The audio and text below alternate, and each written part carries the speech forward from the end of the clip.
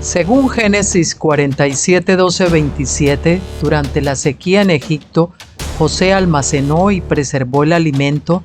Para subsistir, la gente tuvo que venderlo todo y, al fin, incluso a sí mismos. Ese es el precio de vencer. Así es en este tiempo del fin, donde conseguir el alimento para entrar al reino y conquistar nuestra tierra, que es Cristo, formado en nosotros, nos costará renunciar a todo, incluso a nuestra propia vida. Pero a cambio de nuestro todo, tendremos su todo y reinaremos con él. Con ustedes, José.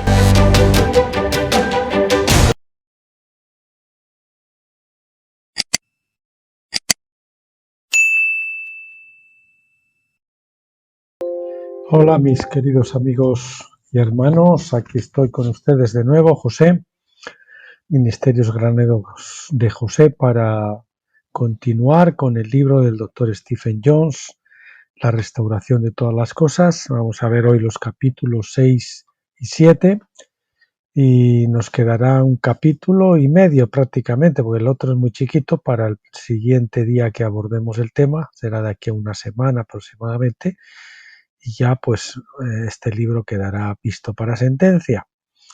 Y bueno, pues vamos a comenzar, sin más. Capítulo 6. Todas las cosas bajo sus pies. Cuando Dios creó todas las cosas, Él declaró todo bueno en cada fase de la creación, y entonces al final lo declaró bueno en gran manera. Génesis 1:31. Incluso hasta el árbol del conocimiento del bien y del mal, que estaba ahí, porque Él dijo que todo era bueno, hasta el árbol. Algunos dicen que es un árbol que no malo, ¿no? Es un árbol bueno también, pero claro, hay que comer de ese árbol sin tener a Cristo, es peligrosísimo. El pecado no se incorporó a la creación, sino que fue una invasión posterior, por así decirlo. Pero cuando el tiempo pasó, los hombres empezaron a pensar que el mal era inherente a la creación y que la materia en sí era mala. Pronto ellos construyeron teologías alrededor de este malentendimiento, en que bueno y malo, luz y tinieblas, espíritu y materia, estaban eternamente contrapuestos el uno al otro. Se decía que la caída del hombre era una cuestión de la luz mezclándose con la oscuridad y de lo bueno mezclándose con lo malo. Así, la meta lógica de la historia, decían ellos, era separar estos dos reinos contrarios en sus dominios respectivos.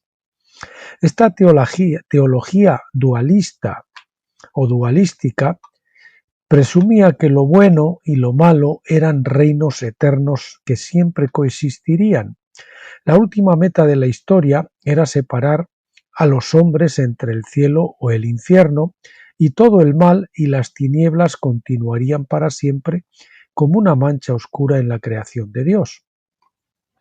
Por el V siglo después de Cristo, la Iglesia había bebido profundamente de esta teología no bíblica y había empezado a adoptarla oficialmente en su propia enseñanza y a perseguir a aquellos que la negaban.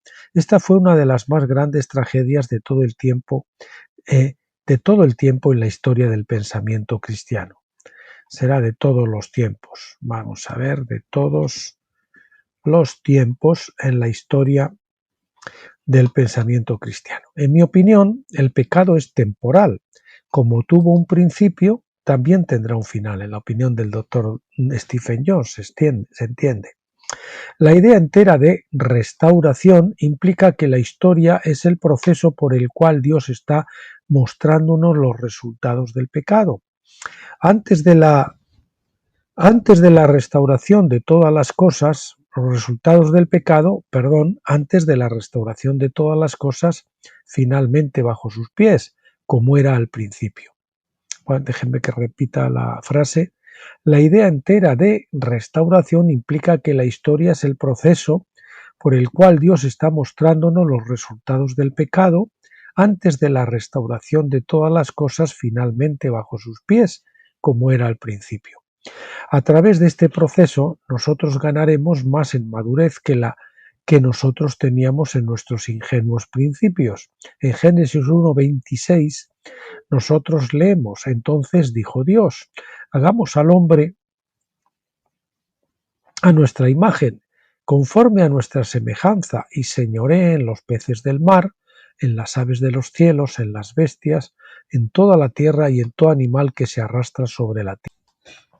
Este fue el mandato de dominio dado al hombre. El mandato de fecundidad era creced y multiplicaos, de fecundidad o fructificación, creced y multiplicaos, pero el mandato de dominio era señorear. Este fue el mandato de dominio dado al hombre y fue el punto donde la autoridad del hombre empezó, operando bajo la soberanía de Dios. El pecado, claro, hizo al hombre deudor a los ojos de la ley, y por eso el hombre fue vendido, eso de vendido, entre comillas, en esclavitud como esclavo del pecado. Romanos 6:17. Con él fueron vendidos su esposa, sus hijos, es decir, sus descendientes, y todas sus propiedades, que eran la tierra entera. Todo le pertenecía a Adán. Técnicamente, él fue vendido a la propia tierra, haciéndole legalmente un hombre terrenal con una mente carnal. Esto es el por qué Génesis 3:17 dice: maldita será la tierra por tu causa. El versículo 19 dice: con el sudor de tu rostro comerás el pan hasta que vuelvas a la tierra. En la ley divina, Éxodo 22:1-4, un ladrón que no podía pagar la restitución requerida debía ser vendido por su hurto. El que compraba al ladrón realmente compraba el trabajo del ladrón por una cantidad específica de tiempo. Tenía que trabajar para su redentor. Y por esto se le exigía que anticipara el pago de la deuda que el ladrón le debía a la víctima. Bueno, su redentor, no el que lo había comprado, el que había comprado sus servicios pagando su deuda. El hecho de que a Adán le fue exigido trabajar para la tierra hasta que él se muriera, e incluso entonces la tierra debía reclamarlo, demuestra que la tierra fue el redentor legal en este caso, es decir, a la tierra volverás, ¿no? Y por eso la tierra, incluso después de muerto, nos reclama, ¿no? El sepulcro. La tierra, claro, era incapaz de cumplir su obligación de pagar la deuda por el pecado de Adán. Y por eso la tierra también cayó bajo una maldición. Cayó con dos L's, Dios mío. No es de hablar, es cayó de caer. Cayó bajo una maldición. El tiempo maldito siempre es en términos de ciclos de 414 años. En este caso, el diluvio vino a la tierra, por no pagar la deuda, después de 4 por 414 años. Un estudio de las genealogías en Génesis 5 muestra que el diluvio ocurrió en 1656 o 4 por 414 años desde Adán. Esta ley también revela el principio de redención, por el que quien compraba a un deudor con su nota de deuda era conocido como redentor. Jesús, claro, fue el gran redentor que pagó por el pecado de Adán y por el pecado del mundo entero. Primera de Juan 2:2. Lo que la tierra no podía hacer, Jesús lo hizo. Pablo expone sobre esto en Romanos 6, donde él recuerda a los creyentes que por la ley de redención ellos eran ya libres para dejar de pecar, porque ellos fueron comprados por un precio. Aquí sobra un ellos, porque fueron comprados por un precio, y aquí también sobra el él. Repito, Pablo expone sobre esto en Romanos 6, donde recuerda a los creyentes que por la ley de redención ellos eran ya libres para dejar de pecar, porque fueron comprados por un precio. Ellos ya debían servir a su nuevo amo, en lugar de continuar en el pecado. La ley de redención deja esto claro en Levítico 25:53, diciendo del deudor redimido: como con el tomado anualmente a salario, hará con él, es decir, el redentor. La ley de redención no deja al deudor libre, sino que le da un nuevo amo. Recuerden esto, porque algunos piensan, no, una vez redimido ya podemos hacer lo que queramos. No, ahora tenemos que servir al Señor, porque fuimos comprados por precio. En otros términos, porque Jesús nos ha redimido, nosotros debemos servirle a Él y no tenemos ningún derecho de perseverar en el pecado para que la gracia abunde. Nosotros solo hemos sido hechos libres de los dictados o leyes del pecado, que se personifica aquí como nuestro amo anterior. Volviendo a nuestro asunto original, Adán perdió su autoridad sobre la tierra a través del pecado. A partir de este momento, a partir de este momento, a la tierra le fue dada autoridad sobre él. La ley de redención de Levítico 25:49 hizo provisión para que el deudor pagara por su propia libertad, diciendo: o si sus medios alcanzasen, él mismo se rescatará. En el último sentido, claro, ningún hombre puede redimirse de la esclavitud del pecado. Es una deuda impagable. Por esta razón el mundo entero cayó bajo la ley, es decir, bajo la pena de la ley que decretó la esclavitud del hombre a la tierra. Jesús vino como nuestro pariente cercano con el derecho de redención, habiendo venido de ambos, de la semilla de Abraham y de carne y sangre, para establecer parentesco con Adán, Hebreos 2:14. El precio de la redención fue su vida y su sangre en la cruz, que ciertamente valía mucho más que la deuda entera en que la humanidad jamás había incurrido por el pecado, pero él estaba dispuesto a pagar ese precio para redimir a la humanidad y a su creación. Basados en la ley de redención, entonces la creación entera llegó a ser su sierva, porque él la compró y obtuvo el derecho divino para recibir el dominio que Adán había perdido. Así que nosotros leemos en Hebreos 2 del 7 al 9. Le hiciste un poco menor que los ángeles, le coronaste de gloria y de honra, y le pusiste sobre las obras de tus manos. Todo lo sujetaste, todo, que es la palabra paz, de la palabra griega paz, todo lo sujetaste bajo sus pies, porque en cuanto le sujetó todas las cosas, nada dejó que no le sea sujeto a él. Pero todavía no vemos que todas las cosas le estén sujetas, pero vemos a aquel que fue hecho un poco menor que los ángeles, a Jesús, coronado de gloria y de honra, a causa del padecimiento de la muerte, para que por la gracia de Dios gustase la muerte por todos. La primera mitad es citada del Salmo 8 del 4 al 6, que es a su vez una referencia al mandato de dominio de Adán sobre la tierra.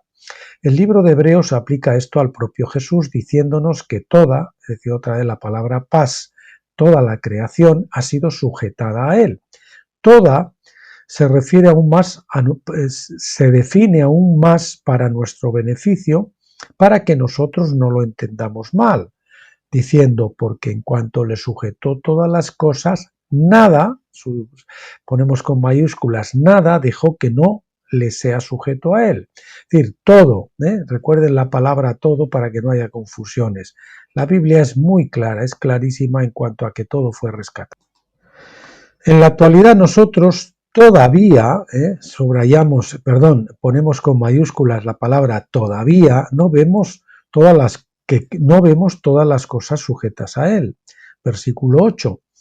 Hay todavía mucho pecado y rebelión en la tierra. Sin embargo, esto no significa que él no las haya comprado, no significa que se perderán al final, ya que eso indicaría en primer lugar que realmente nunca estarían sujetas a él. Empero, el hecho de la conciliación universal, es decir, eso ya es un hecho, hemos puesto la palabra hecho también con mayúsculas, empero, el hecho de la conciliación universal o reconciliación universal, como quieran, ya ha sido establecido en la cruz. Es solo una cuestión de tiempo antes de que esto se manifieste en la tierra. Fue un hecho que después se va a hacer realidad en esta dimensión físicamente. En esta dimensión, física o material, gradualmente. De nuevo, citando el Salmo 8, Pablo habla de la magnitud del dominio de Cristo en Efesios 1, 21 al 23, diciendo: sobre todo principado y autoridad y poder y señorío, y sobre todo nombre que se nombra no solo en este siglo, sino también en el venidero. Y sometió todas, otra vez la palabra paz, todas las cosas bajo sus pies, y le dio por cabeza sobre todas las cosas a la Iglesia, la cual es su cuerpo, la plenitud de aquel que todo lo llena en todo. En 1 Corintios 15 del 22 al 28, Pablo explica el concepto de la restauración de todas las cosas. Primero él establece la tesis en el versículo 22. Dice, porque así como en Adán todos mueren, también en Cristo todos serán vivificados. Luego, él muestra que no todos serán vivificados al mismo tiempo. Eso es lo que nos confunde, porque pensamos que todos tiene que ser ya ahora, ¿no?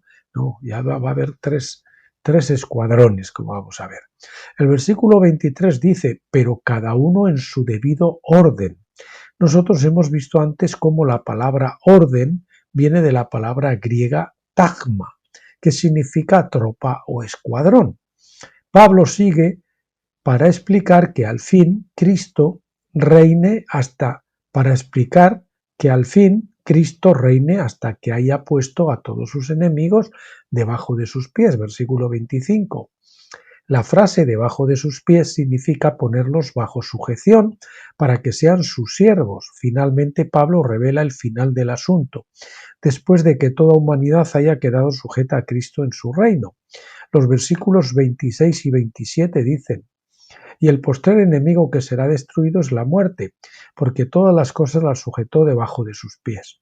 Es importante entender que la muerte es el último enemigo en ser abolido y no el primero.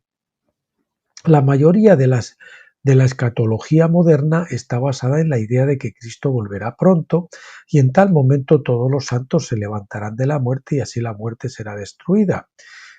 Repito, es importante entender que la muerte es el último enemigo en ser abolido y no el primero. Hay algunos, sin embargo, que se acercan más a la verdad diciendo que Cristo reinará por el milenio hasta el gran trono blanco, cuando la muerte será destruida en la resurrección general.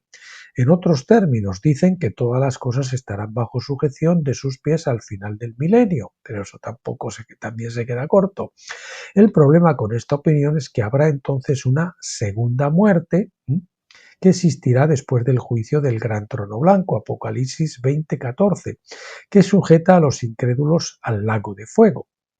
Desgraciadamente, Pablo no distinguió entre los dos tipos de muerte en su declaración de que la muerte será destruida. Los dos tipos de muerte primera y la muerte segunda.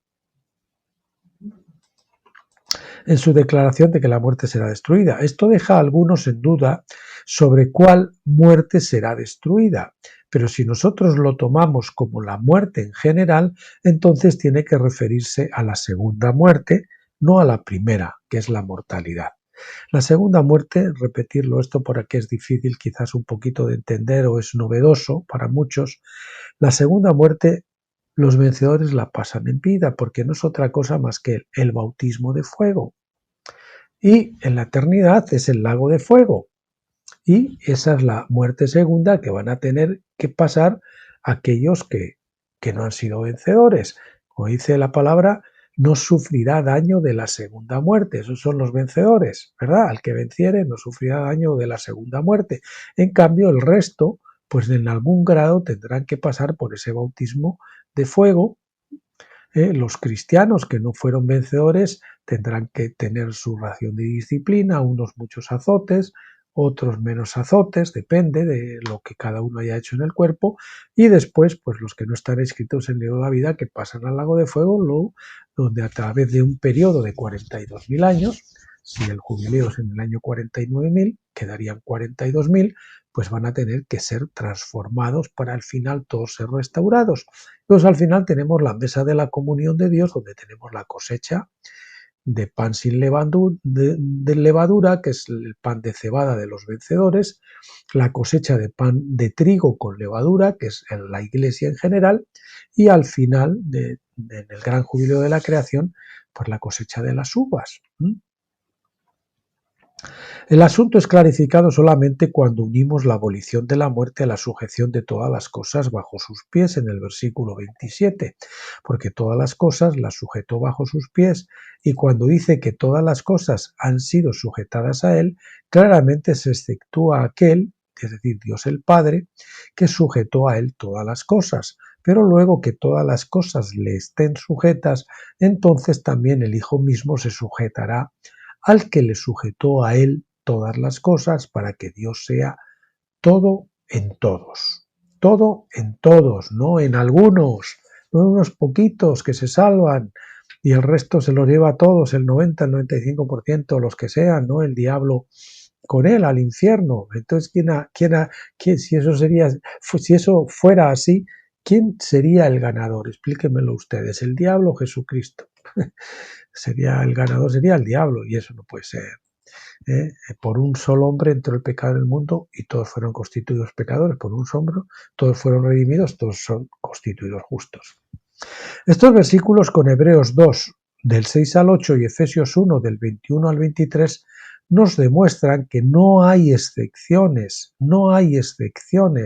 excepto Dios el Padre, en el escenario de su dominio sobre la humanidad y la creación en general. Colosenses 1, 16 al 20 refuerza esto al decir: porque en él fueron creadas todas las cosas. Otra vez la palabra griega pas, todo. Las que hay en los cielos y las que hay en la tierra, visibles e invisibles, sean tronos, sean dominios, puntos sucesivos. Todo fue creado, todo, por medio de él y para él, y por medio de él reconciliar consigo todas las cosas. Paz, la palabra paz otra vez, así las que están en la tierra como las que están en los cielos, haciendo la paz mediante la sangre de su cruz. En otros términos, Dios creó todo, resaltamos todo, y después reconcilió todo, resaltamos todo, con él reconcilió todo con él por medio de la cruz. La gente objeta a menudo la idea de que todo realmente signifique lo que significa. Usted tiene que tomarlo en el contexto, insisten ellos. Bueno, bien, permítannos tomar todo en el contexto aquí. El contexto define todo como lo que Dios creó, en el cielo y en la tierra, visible e invisible, incluso los tronos y dominios, principados, potestades. Por favor, díganme qué parte de la creación omitió Pablo. Conlleva seria ceguedad negarse a creer las palabras claras del apóstol Pablo. Y en verdad que hemos estado ciegos por muchos años, pero gracias a la ley de la Shekinah que trae la edad de tabernáculos, pues hay muchas cosas que ahora nos están siendo reveladas. Y muchos estamos abriendo los ojos. Esperemos que ustedes los abran también conmigo. Vea, y con el doctor Stephen Jones, vea de cuántas maneras la restauración de todas las cosas se enseña en las Escrituras, por todos sitios. Primero está la ley del jubileo, que cancela toda la deuda, el pecado al final del tiempo de juicio. La ley de la gracia, el jubileo.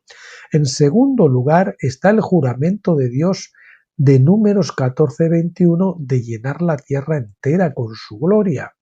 En tercero, Jesús dice que si él fuere levantado, es decir, crucificado, él atraería literalmente arrastraría, es decir, como arrastraron los peces con la red, es decir, es algo que nos arrastra, que no podemos resistir.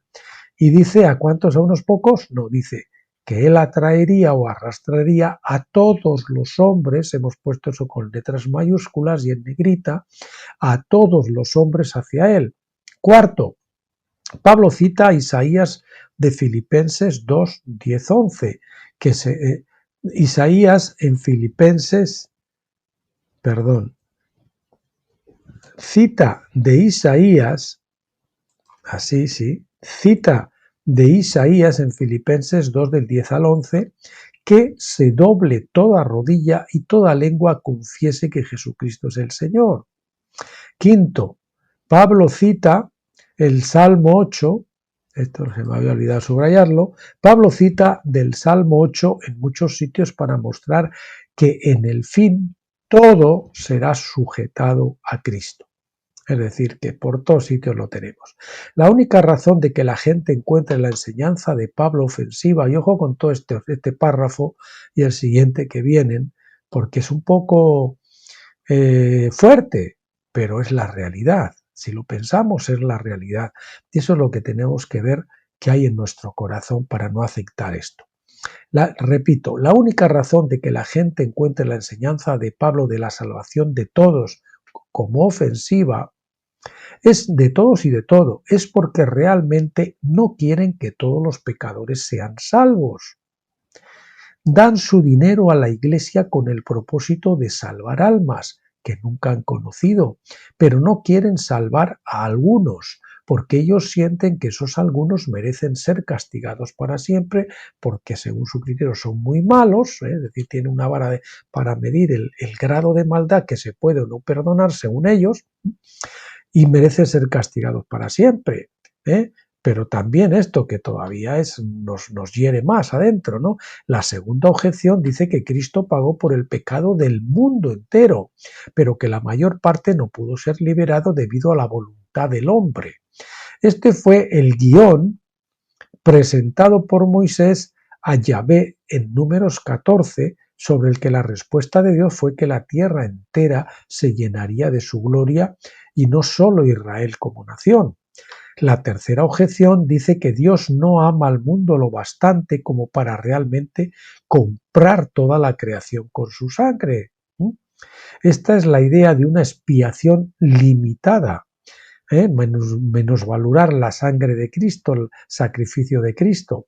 Dice que Dios eligió solo a algunos para ser salvos y decidió por su propia voluntad soberana echar fuera a todos los demás. Pero Jesús dijo en Juan 3:16, porque de tal manera amó Dios al mundo.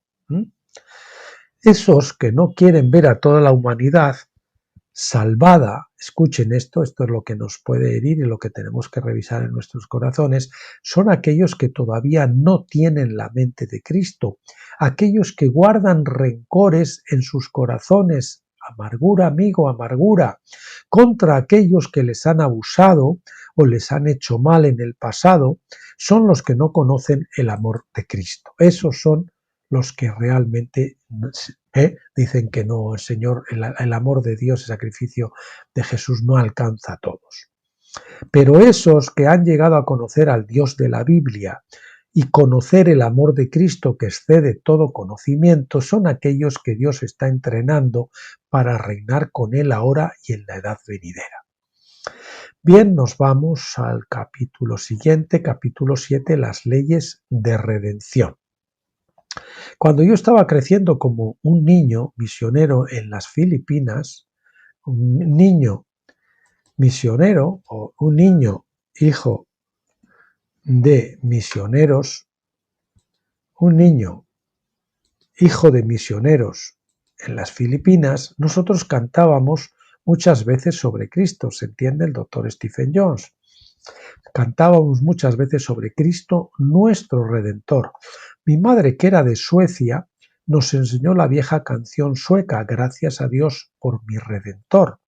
Yo también recuerdo a Fred Rull, Roy Thomas y el padre Roy cantando con sus voces poderosas, y el padre de Roy, no el padre Roy, el padre de Roy, cantando con sus voces poderosas el viejo himno escrito por Phyllis Bliss en 1876, titulado Cantaré de mi Redentor. Cantaré, oh cantaré de mi Redentor, con su sangre Él me compró, en la cruz Él selló mi perdón, pagó la deuda y me hizo libre. Quizás se suponía que nosotros entendíamos la definición de un Redentor, pero yo no recuerdo ni un solo sermón o enseñanza de estudio bíblico enseñándonos lo que realmente era un Redentor. Y así fue décadas después, antes de que yo lo descubriera en la ley de Moisés y pudiera aplicarlo más allá de mí a toda la creación. Usted puede comprar algo, pero solo puede redimir lo que una vez usted poseyó.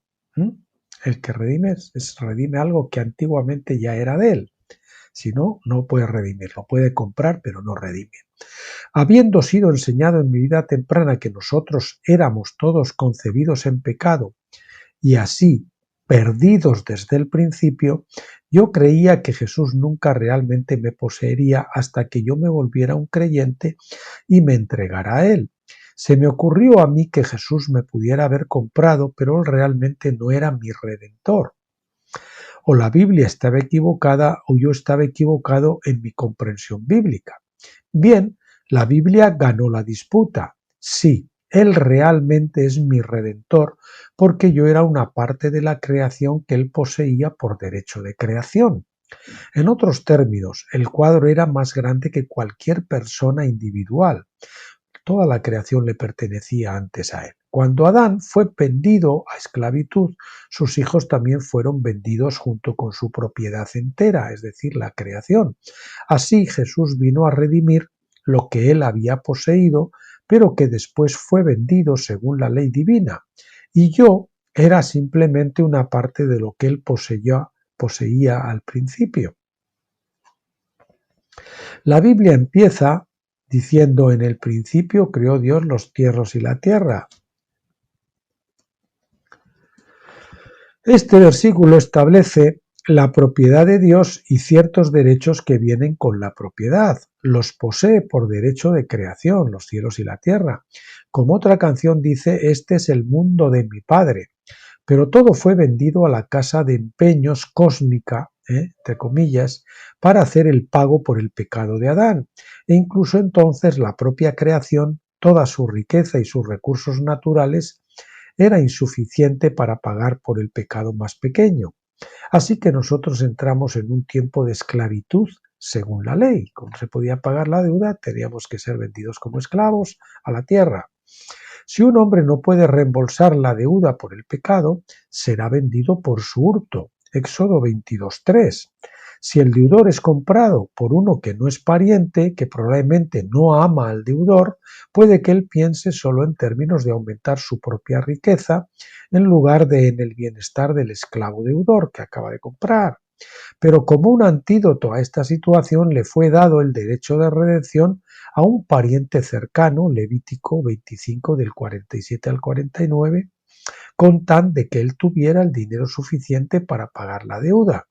Levítico 25:48 dice en la New American Standard Bible,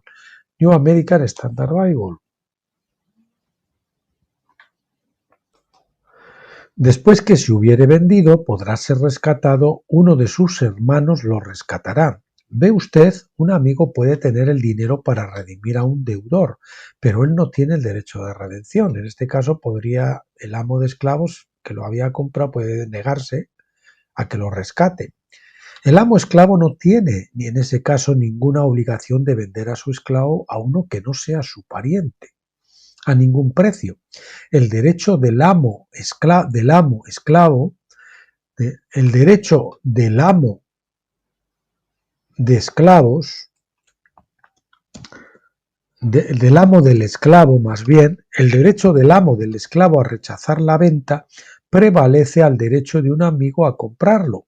Pero si un pariente viene con una cantidad suficiente de dinero para pagar la porción restante de la nota de deuda, el amo esclavo no tiene otra opción que aceptar. Es decir, yo soy pariente, soy un hermano, soy un primo, soy un tío, voy al amo de esclavo y digo: yo soy el tío de fulanito, ¿cuánto tiempo le queda de trabajo por pagar esto? Bueno, yo pago, usted ya se queda satisfecho y yo me llevo a esta persona que ahora me pertenece a mí durante ese tiempo como nuevo propietario.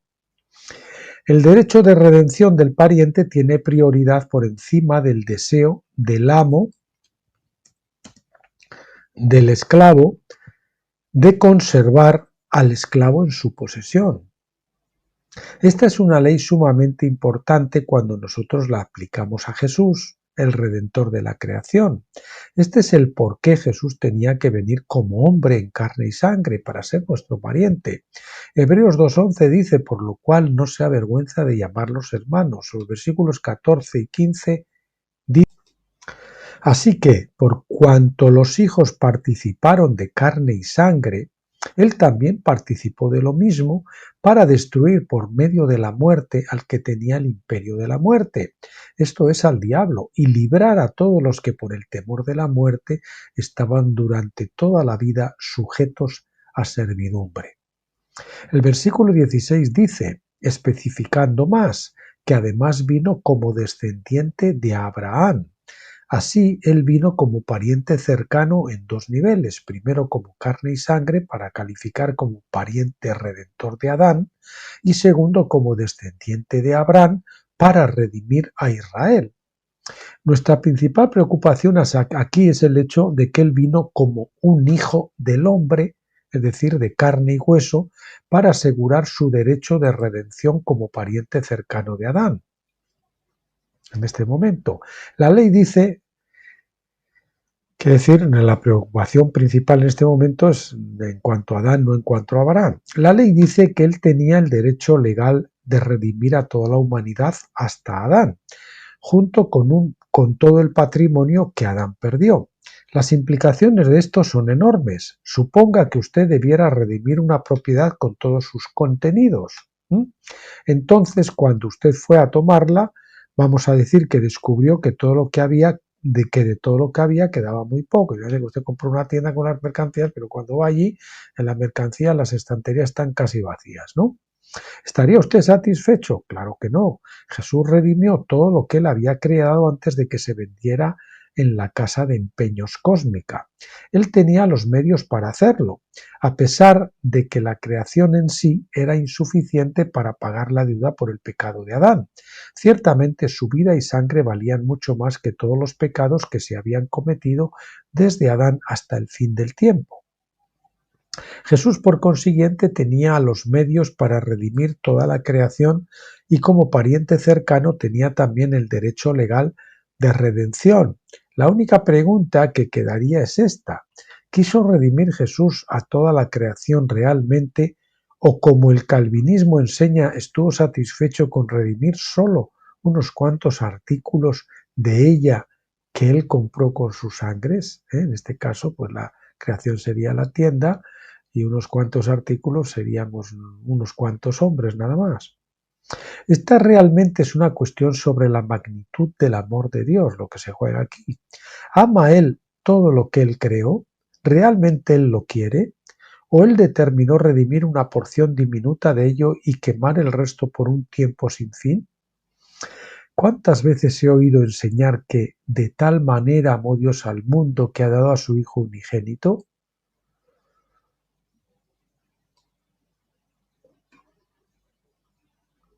Perdón. ¿Cuántas veces ha oído enseñar? Pero esa enseñanza es acompañada muy a menudo por la enseñanza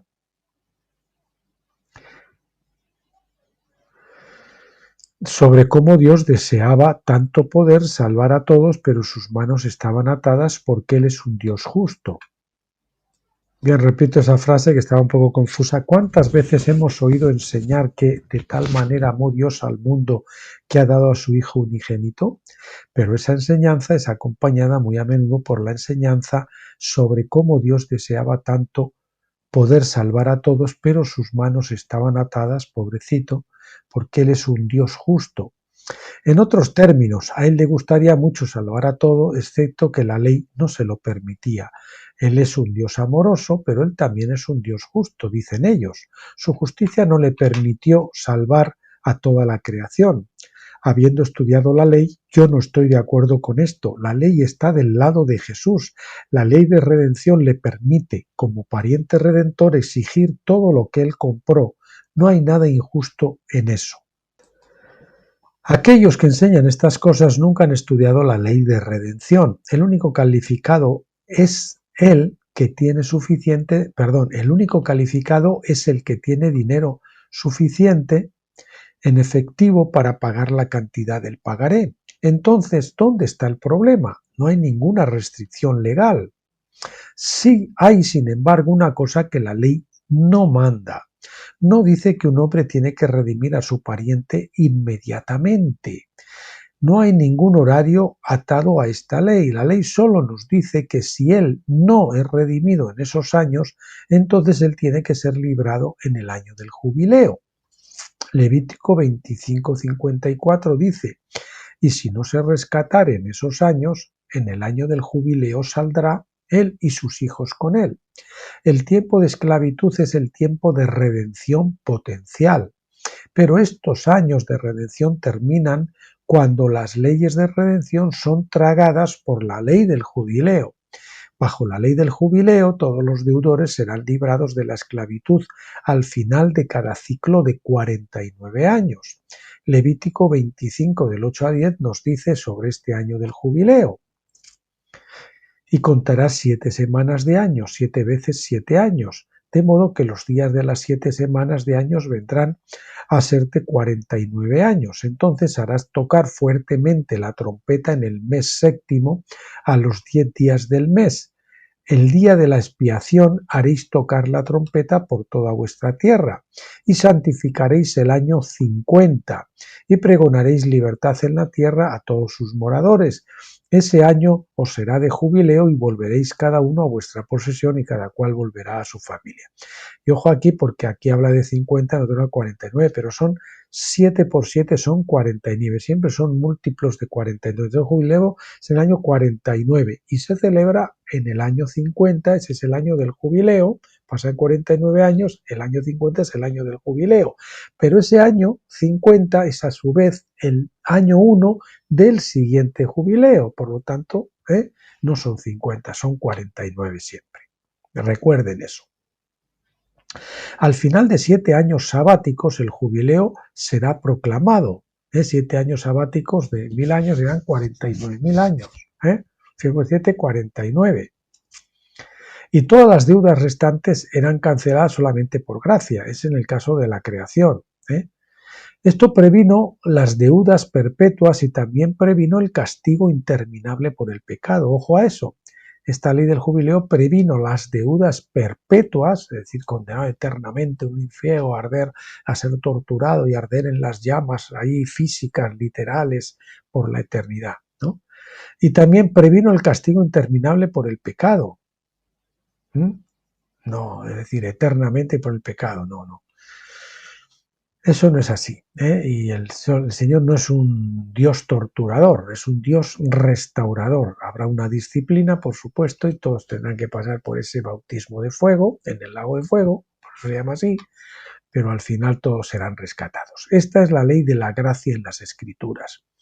El hecho es que cuando tratamos, ojo con esto que está subrayado en negrita también, el hecho es que cuando tratamos con el funcionamiento del plan en la vida real, desgraciadamente la mayoría de las personas en la tierra no se dejan ser redimidas. Es decir, no todos aceptan a Cristo en este tiempo, han oído hablar de Él, pero no lo aceptan, no aceptan la redención y algunos ni siquiera han oído. O por ignorancia de su provisión o porque ellos la rechazan en el esfuerzo por redimirse a sí mismo, por sus obras, ¿no? Dios no forzará esta redención sobre ellos a pesar de su amor, pero Él sabe que en el fin, después de que el tiempo de redención haya seguido su curso y después de que todo pecado haya sido juzgado durante ese tiempo, Él invocará el dominio eminente sobre toda la creación por la ley del jubileo. Todo lo que era suyo al principio les será restaurado. Esta es la maravilla. Está escrito en la ley del jubileo que, y si no se rescatara en esos años, en el año del jubileo saldrá él y sus hijos con él. Amén.